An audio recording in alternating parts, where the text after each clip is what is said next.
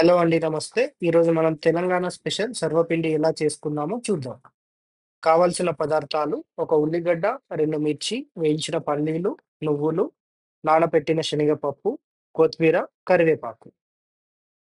ఒక 100 గ్రామ్ బియ్యపు పిండి తీసుకొని, దాంట్లో పసుపు, అల్లం, వెల్లుల్లి, ఉప్పు, కారం, జీలకర్ర వేసి కొద్ది కొద్దిగా నీళ్లు కలుపుతూ మంచి కన్సిస్టెన్సీకి తెచ్చుకోవాలి. ఒక నాన్ స్టిక్ ప్యాన్‌లో ఆయిల్ ఆర్ ఘీ రాసి మెల్లిగా ప్యాన్‌లో సర్వపిండి పెట్టాలి. మంచి సర్కిల్ షేప్ ఫార్మ్ అయ్యాక ఒక 5, 6 హోల్స్ చేసి దాంట్లో ఆయిల్ వేయాలి. పల్లి నూనె అయితే చాలా బాగుంటుంది. నేను ఇక్కడ ఘీ వాడాను.